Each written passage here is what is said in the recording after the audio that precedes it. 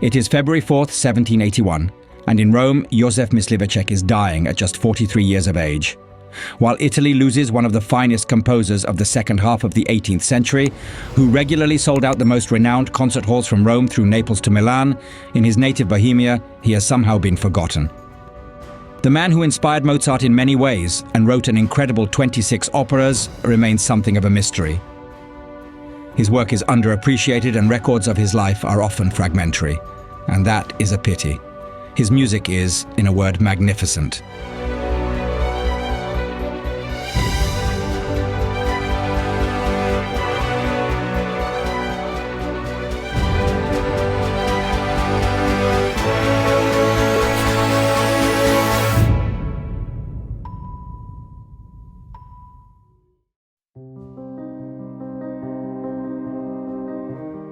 Josef Mysliveček was born in 1737 on Prague's Kampa Island as the older of identical twins. His family was well off. His father Matěj owned a mill in Prague's Šárka Valley and rented several others in the center of Prague along the Vltava River.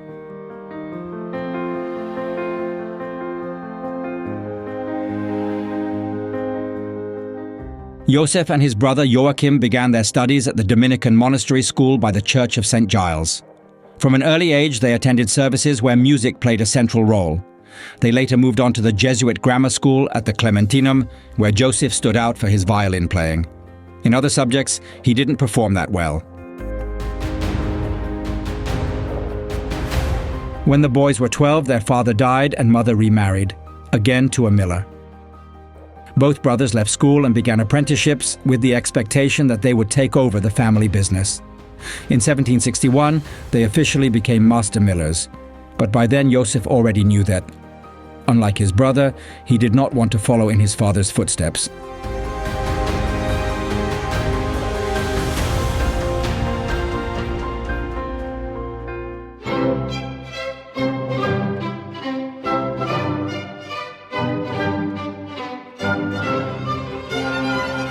It is the early 1760s, and Josef Mysliveček fully realizes that his true passion is music.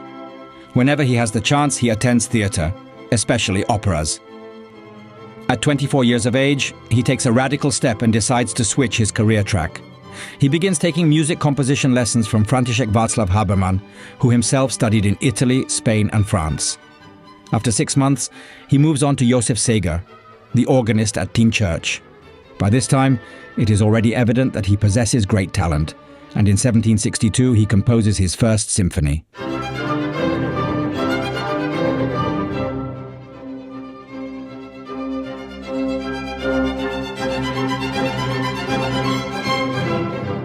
Mysliveček knows that if he wants to grow as a musician, he has to go to Italy, the birthplace of opera.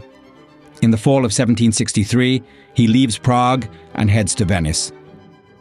He hopes to make a name for himself among the Italian competition, even though he has only 3 years of formal music training.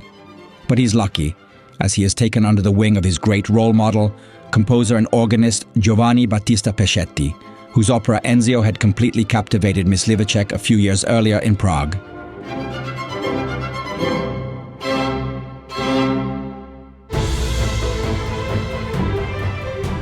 As it turns out, the Italian environment becomes an endless source of inspiration for Mysliveček.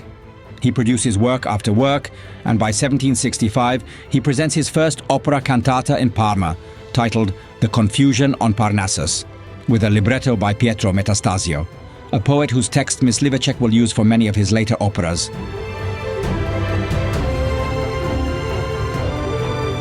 In 1766, the successful premiere of his opera titled Semiramide Riconosciuta takes place in Bergamo, followed by an invitation to Naples, where Josef dazzles the audience, including King Ferdinand III, with his opera Bellerofonte.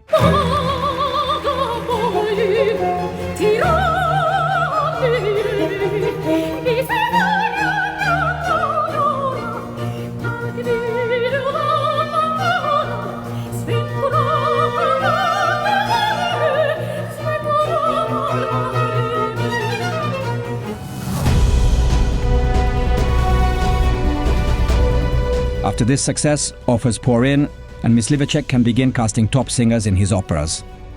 There's even talk that he became romantically involved with the soprano Caterina Gabrieli, for whom he tailored certain arias, such as in the opera Farnace.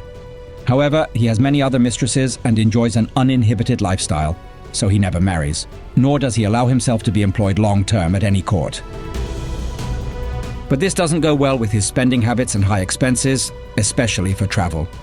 So he borrows money from local lenders and even from the Strahov monastery in Prague. In 1768, his mother dies, and he returns to Prague to settle the inheritance and his debts. It's the last time he will ever visit his hometown.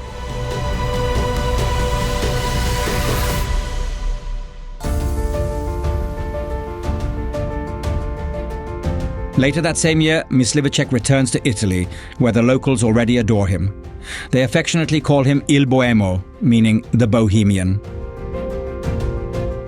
It's a somewhat ironic nickname, since back home in Bohemia, his music is rarely performed, yet he composes everything: cantatas, operas, oratorios, symphonies, and chamber music at a pace no one else can match. Mysliveček can write and rehearse an opera in just 4 weeks. His music echoes through concert halls from Turin to Florence to Bologna. And it's in Bologna where 2 important events take place. First, in 1770, he is visited in Bologna by Leopold Mozart and his 14-year-old son, Wolfgang Amadeus.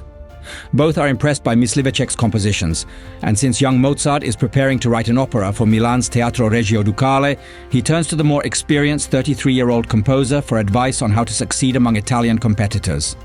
Mysliveček reportedly tells him, "You must write like they do, but if possible, better." Mozart seems to take those words to heart. When we listen to his works from that time today, it's very likely he was inspired by Mysliveček's catchy melodies and strong rhythms.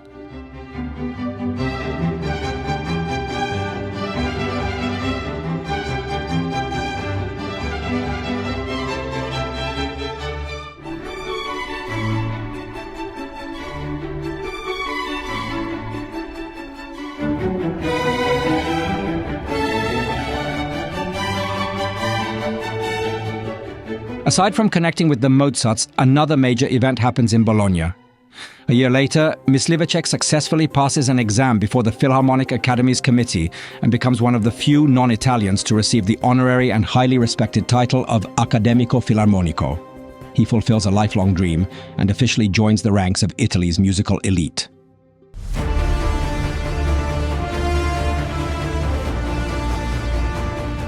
The following years belong to his peak period when operas such as Montezuma or Antigone are created. He is also a pioneer in composing for wind ensembles and a respected composer of violin concertos. These are often ranked alongside works by Vivaldi or Mozart.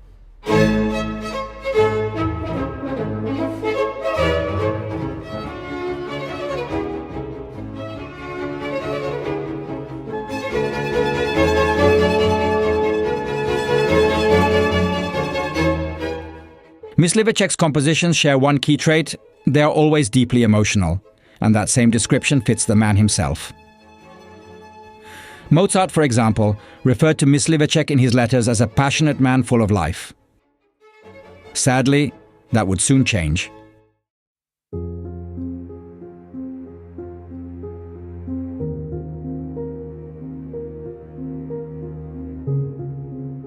In the following years, Josef Mysliveček begins to decline, both artistically and physically. The signs are visible right on his face, especially his nose.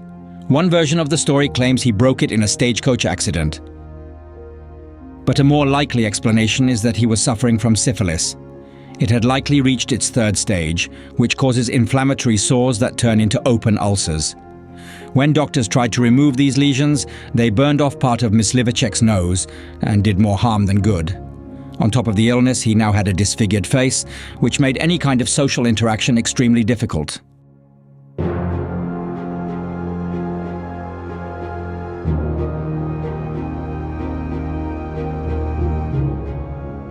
In 1774, also his first artistic failure comes with the opera La Clemenza di Tito. Despite this, Mysliveček travels to Munich in December 1776 at the invitation of the Bavarian Duke Maximilian I Joseph. After the premiere of the opera Ezio, however, his health rapidly deteriorates. He spent some time at a Munich clinic where he is visited by the now 21-year-old Mozart, who is visibly shaken by his condition and appearance. It is the last time the two composers speak together, though Mysliveček still promises to arrange a commission for Mozart to write an opera in Naples.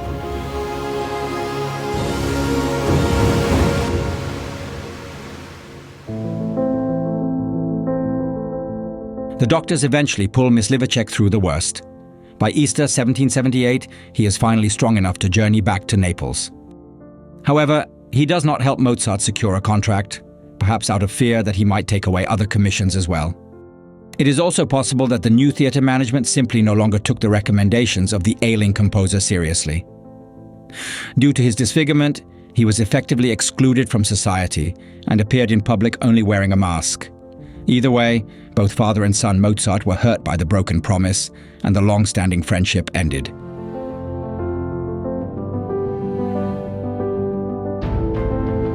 In 1778, Mysliveček premieres his opera Olympiad at the San Carlo Theatre in Naples, but it turns out to be a final high point.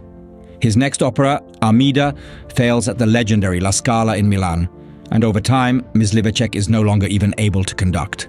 The cost of treatment is high, and he has no choice but to keep composing in pain. His very last opera, Antigonos, is staged in April 1780 in Rome. That's also where, less than a year later, on February 4th, 1781, the composer dies.